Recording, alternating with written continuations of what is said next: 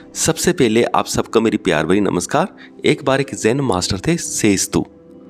तो यहाँ से मैं माफ़ी मांगना चाहता हूँ क्योंकि मुझे क्लियर कट प्रोनाउंसिएशन नहीं पता कि कैसे प्रोनाउंस करना है। तो जितना मुझे समझ आ रहा है मैं उतना बोल रहा हूँ सेस्तु।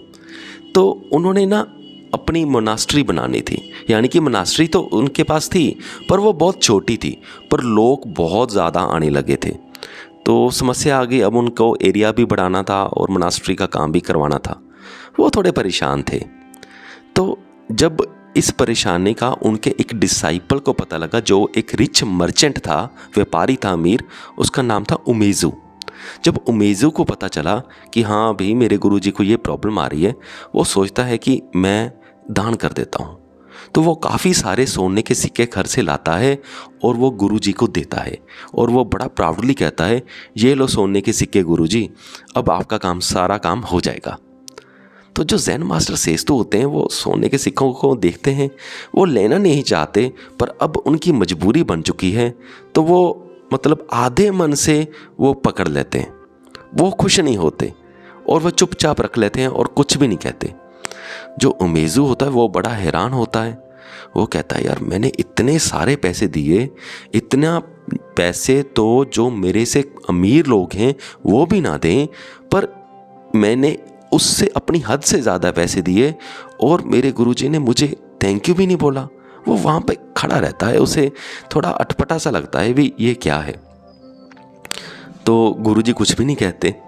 फिर वो पूछता है, गुरुजी आप खुश नहीं है, मैंने तो आपको इतना पैसा दिया है। वो गुरुजी थोड़ा सा रूडली कहते, जो ज़ेन मास्टर सेस्ती थे वो थोड़ा रूडली कहते हैं। वो कहते, तुम क्या एक्सपेक्ट कर रहे हो कि मैं तुझे थैंक यू बोलूं? अब उसे और भी गुस्सा आ गया। वो कहता, अरे मैंने आपको इतने पैसे दिए हैं, आपको थैंक यू तो बोलना चाहिए।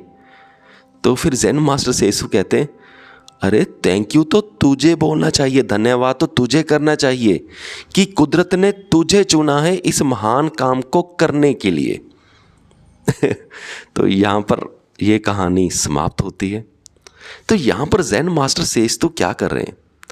तो यहाँ पर ज़ेन मास्टर सेस्तु को जब ये सेंस हुआ कि उनके एक डिसाइपल उमेज़ू में अहंकार आ रहा है, पैसे का अहंकार, तो उन्होंने उनका अहंकार जो बढ़ रहा था, क्योंकि मास्टर का तो काम ही होता है अहंकार को तोड़ना, तो उन्होंने उसका अहंकार तोड़ा है ये बात करके और उसे एक नया पर्सपेक्टिव दिया है सोचने का कि देखो कुदरत ने तुझे चुना है इस महान काम को करने के लिए, तुझे धन्यवाद देना चाहिए।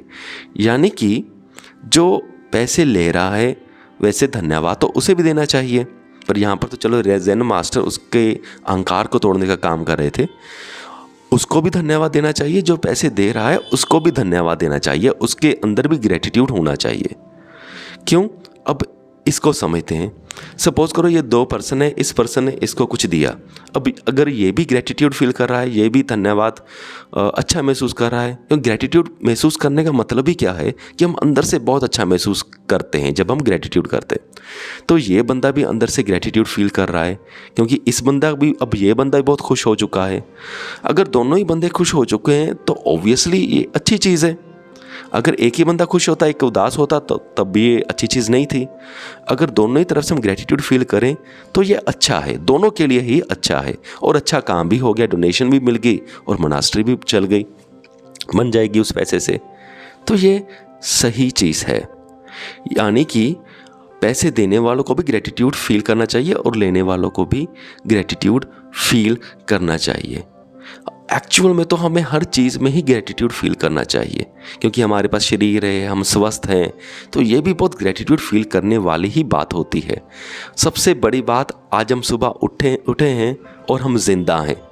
आज हमें फिर से कुदरत ने एक नया दिन दिया है जीने को, तो ऑब्वियसली इस बात पर भी हमें ग्रेटिट्यूड फील करना चाहिए। मुझे पूरी उम्मीद है कि आप सबको मेरा पॉइंट समझ में आ गया होगा। इस वीडियो को यहाँ तक देखने के लिए आपका बहुत बहुत धन्यवाद।